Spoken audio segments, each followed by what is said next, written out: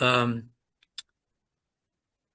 this is a picture of Patrick, if you can all see Can it. you hold it a little higher, Norm? We can't see. Yeah. There we go. Okay, great. Yes, this was his high school picture at Bergen Catholic. Thank you all for being here. As Diane said, I'm Norm Nilsen. My wife Marion and I, we live in northern New Jersey, near the New York border, and attend St. Therese Church in Cresskill, where we got married. It's a Carmelite parish, not a diocesan parish. Excuse me, Norm. Excuse me, Norm. Could you turn your video on? I mistakenly turned it off. I'm sorry. Okay, no problem, Sorry. no problem. Oops. Hmm. Down at the bottom. Oh, yeah, it's okay. Yeah, it said it was disabled by you. Oh, it says it's still disabled. There Okay, we here we go. go. Here we go. I Okay. apologize. No, no problem. No problem. Marion and I met at Villanova University and are both lifelong practicing Catholics, as Diane said. Um, Marianne attended Catholic grammar and high school, and I went to all public schools until we got to Villanova. Um, we've been married 46 years and have three children, two alive and one who passed away. Patrick passed away. It'll be, March 24th next week. Just short of his 21st birthday. He passed away in March, and um, his birthday is May 31st. Um, our son Dan is 37 and just had our first grandchild. And Kelly is 34 and she got married last year. Marion and I often say, um, without our faith and support from other Catholic couples, other friends, and other organizations, we don't know where we would be today. Also, blessed to have my college roommate, Jim, who lives on Long Island. We met on day one of college, and ironically, we lived in the same town growing up, but we went to different high schools. And he was a year ahead of me, and we met um, day one of college and became lifelong friends. And we both support each other pretty well in our faith. We go to retreats together, and we're just always connected. And he's been a great help throughout my life and throughout uh, our challenges with Patrick. So Patrick was born May 31st of 85. And if you everybody can hear me okay, loud enough, I assume? Yes, Okay. perfect. Uh, and as soon as he was born, which was pretty much right on the due date, um, the we all knew, and the doctor knew that there was something very wrong, and asked for a pediatrician right away. And it so happened our pediatrician lived about 10 minutes away, so she arrived. Um, it was obvious that he had an abnormal abdomen. Our pediatrician immediately diagnosed him with prune belly syndrome, otherwise known as Eagle-Barrett syndrome, which nobody had ever heard of in the room except for her. Um, it's a rare congenital disorder characterized by underdeveloped or no abdominal muscles, and so he looked like he was pregnant when he was born. Um, and then various urinary and urological tract malfunctions, undescended testicles, uh, and varying kidney problems. He had all of these abnormalities and only one functioning kidney. He was immediately transferred from New Jersey, our Holy Name Hospital, into immediate within a couple of hours to New York Hospital Cornell Medical Center in New York City, and um, uh, several days after transfer, after the doctors doing tests, etc., he had his first of many surgeries. Um, he stayed in New York Hospital Cornell Medical Center for 3 weeks, um, and in the NICU. Um, so God blessed us with a beautiful baby, and we were very happy parents, but we were a little concerned about the future. But we trusted and knew that, with the support of God and our faith and our friends and family, that we would make it through. In fact, when we first heard he was going to need to be transferred and they said Cornell, um, I was right away thinking Cornell, upstate New York, and right away going into the mode of how are we going to do this? But then they said, no, no, no, it's Cornell in New York City. And we said, oh, okay, we can handle that a lot better. Marianne is a nurse practitioner, and her knowledge and skills were critical throughout Patrick's life. During the next 3 years, he had many surgeries, and some of this, all of this background, I felt like I needed to go through to really paint the whole picture. During the next 3 years, he had many surgeries to reconstruct his urinary and urological tract. He was seen regularly by a number of specialists. He received physical therapy, and he took prescription meds of various kinds from birth to manage his condition. We had great support from our parish, family, friends.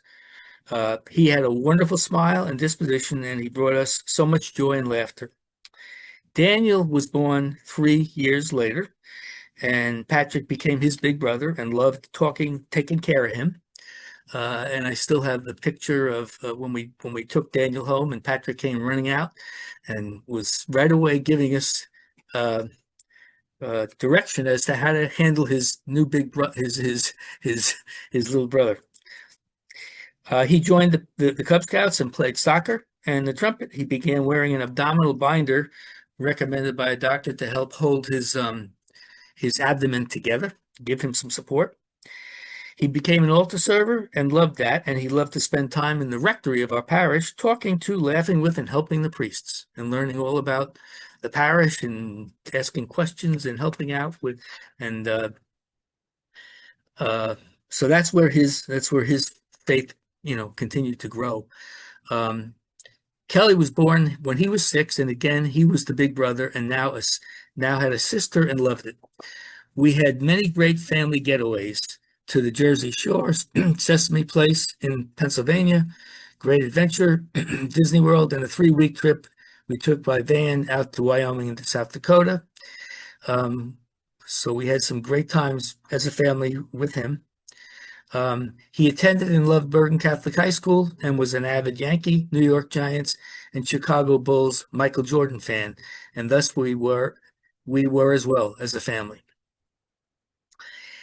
So he was being cared for by various doctors, got through his surgeries, got everything reconstructed, and he was living more or less the life of a teenager. But his one kidney was degrading, and at 15 he needed a kidney transplant. I was a match, fortunately. The transplant was successful, also done at New York Cornell Medical Center. He had to be taken out of high school for some months, but his friends and teachers were very helpful. All he ever wanted to do was to have a normal kid's life, and he did, except he had to see lots of doctors and could not play contact sports. He, of course, had to take immunosuppressant drugs after the transplant, and that was right, to the end of his life. Overall, he had his health was good during the remaining time of his life. Little bumps in the road along the way, but in the grand scheme, he was doing very well, enjoying life. He taught CCD, ran the altar server program. He began attending Seton Hall University for teaching, but discovered he missed being home and shifted to a local college. He began thinking about being a priest and asked me to take him to Loyola University in Chicago to see the school and the minor seminary. We went, and he loved the school and seminary, and we had a wonderful weekend together in Chicago. Seeing all the sights, we went to the top of the Sears Tower. He pointed out Soldier Field and where Michael Jordan plays, and we just had a great time. I did not know at that time that it was God's gift to me as a special final time with Patrick. 10 days. So we left there and he was sold on, yep, I'm going to transfer to Loyola and I'm going to, seek to enter the minor seminary. 10 days after we came home, he became ill, initially with what was believed to be a simple virus, but it became viral meningitis, and then viral encephalitis surrounding his brain. And he was soon in ICU, uh, left our house on a Sunday when he didn't know who my wife was. He didn't know who mom was. So we were told to call by the end of the weekend if he wasn't if his temperature wasn't getting better from the virus. But we knew we had to call 911 and bring him right in. So he was on ICU. He was on a respirator and lost all control of his body and had a very high fever. I mean, like 106. And he battled the next 5 months in rehab, had various surgeries to keep him to attend to issues that he had developed. So he had to go back to the medical center for that. And he could not talk, so we learned to communicate by the movement of his eyes. There were many ups and downs, and Marianne and I were with him almost round the clock, while we also did our best to take care of Kelly and Dan. Our parish and friends and Kelly and Daniel's high school were incredibly supportive. During this time, besides my normal daily prayers, I was praying daily by Patrick's bedside to, I had a bag of all my prayer cards to St. Therese, of course, said the Rosary, St. Joseph, St. Jude, and others. Every day, and a lot of times I would pray right there with him, and I believe he heard me, but he was oftentimes, just looking like he was, sleeping or just tired. Um, he had two emergency surgeries during the last weeks of his life when he was in New York Hospital after his blood pressure had plummeted. Um, and uh, and each time they told us he may not make it out of the surgery. Um, the virus was taking over his body, and they were doing everything they could. They ran about 100 tests, the ICU doctor told us. They called in all kinds of specialists, everything they could think of.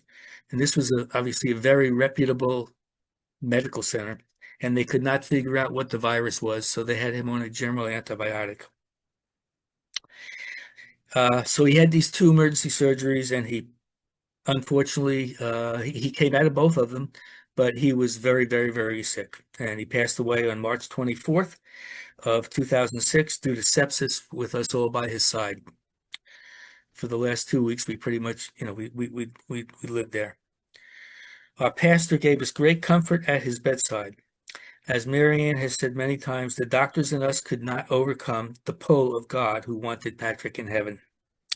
We're very aware that many children die almost instantly or have a short time period, and parents and family do not have any time with their loved one at the end of life on earth. And so we are very grateful to God that he gave us the time with him, although during that whole time he was suffering and we felt kind of powerless. It was in God's hands, and we could not believe the challenges he was going through. It was just, I wouldn't wish on my worst enemy. This is where my faith began to be tested. In college, I did not fall away from my faith, as often happens to students, but instead my faith grew.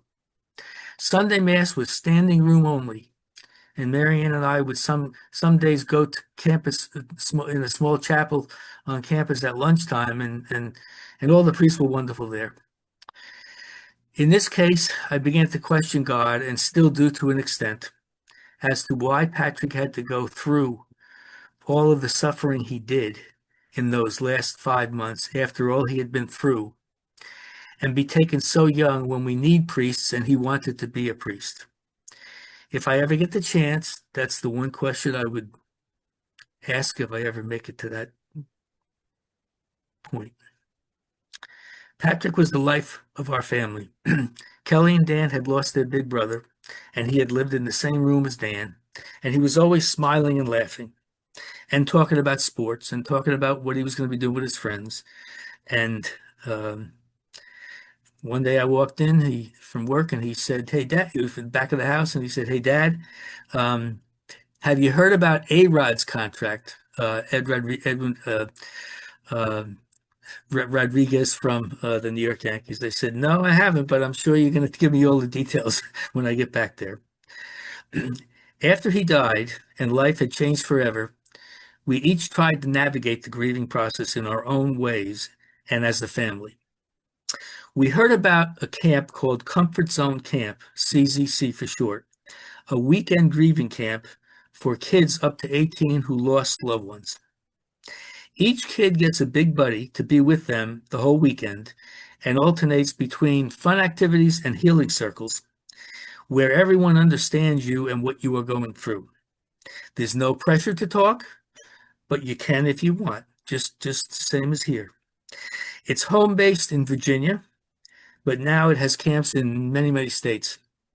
Fortunately, there have been camps from the beginning in New Jersey. We signed Kelly and Dan up for the camp. Kelly wanted to go, but Dan did not. He was adamant he didn't want to go, and we said, well, we think this would be really good for you. He finally went reluctantly. They had an introductory session for parents on Friday night, which was excellent. It was one of the first times I attended something where other parents also lost children and understood what I was going through. When we went to pick them up on Sunday, and after the closing ceremony with all the groups, and there were probably about 50 kids on the weekend, Dan was a different person, and both wanted to know when the next camp was. They continued to go to camps every 2 or 3 months, and then both graduated eventually to be big buddies after they turned 18. 20 years later, they both serve as big buddies at these camps, generally in New Jersey, but New York, Virginia, and it's just part of who they are. They love going. Everybody understands them. They have a lot of fun. They are able to talk with other people who understand what they're going through. So it's an example of where something bad, something good has come from bad. We're grateful to God that Patrick is now in heaven, and we keep him very busy praying for us. I began going to several diocesan bereavement groups, and I'm on a monthly basis when I could, and found them very helpful. I stopped that when I was traveling for work and when the pandemic came, and have since now joined this Emmaus midweek retreats. I would also go to diocesan annual bereavement messes. Over time, I am grateful I never lost my faith, but prayed about my feelings and thank God for letting us Patrick for 21 years, and for all the love and fun he brought us and all the lessons I learned from him and learn every day. I say to myself that that God takes the best first. He was not a complainer and he lived life to the fullest every day. We initiated an annual Memorial Christian Service Award at his high school called the annual Patrick Nilsen Memorial Christian Service Award, both at his high school and his grammar school, St. Therese, at graduation for a graduating senior. We started this soon after his passing, and we continue to do it at Bergen Catholic, but unfortunately the grammar school, St. Therese, as has happened too often these days, closed 6 years ago. At the high school, the head of the religious ed department has seniors write an essay about their church, school, and community service. With the assistance of the teacher, we select a winner, provide them a plaque of Patrick's likeness, a bookmark with his picture, and a short bio and a monetary award. I then try to keep in touch with the winners as to how they are doing and annually go to lunch with some. Bergen Catholic also has an annual memorial mass for all deceased alumni, and we go to that every November. At this point, there's about 1,000 alumni that they put all the pictures up, and it's a beautiful mass, and we see a lot of people we know, and then they have a reception afterwards. It's a, so we're able to, socialize and talk and share our experiences. We purchased the memorial stone for Patrick with his name on it at Bergen Catholic in the location other stones are located. For the first 5 years, we had a memorial celebration at the cemetery and then had a luncheon with friends and family to honor him. Then at 10 years, we did the same. As a family, we get together for his day of passing and birthday to celebrate him, usually by doing something he liked to do, like going to a movie. And then we go to have a pizza or dinner, what have you, to honor him. I go to the cemetery regularly. That's my thing. Most people, a lot of people just uh, don't do that. For me, it helps me. I look forward to it. I go, I plant flowers. His gravestone, we took us a while to design it. So it has on it his favorite things: a Giants helmet, a Yankee hat, a Bergen Catholic helmet, his Subaru, our dog Cody, and um, and the last thing escapes. Oh no, the last thing escapes me. Um, so I go there and I talk to him. And I talk about his sports teams. We just, it's my way of feeling closer to him. I feel close to him every day, and I talk to him every day. And I reach out to him for prayers regularly and keep him very busy. Um, we erect a Christmas tree at his grave every Christmas. And then we decorate it with all of his favorite ornaments, and we have music playing, and we, get together as a family. Overall, my faith journey has evolved. I am grateful for this Emmaus ministry and for all that Diane and the staff do for us. I still, struggle uh, um, with why God took him. But I trust him, and I know he's in a better place, and I know um, he's without pain, because he had tremendous pain and just had an incredible last 5 years of his journey. So I hope you could all, I hope this was helpful, and that you can all take something from it. And I appreciate everybody who before has given a talk and allowed me to learn from it. That's all I have. Any questions? Thank you. Well, thank you, Norm. Let me just Welcome. change the view here. As I said,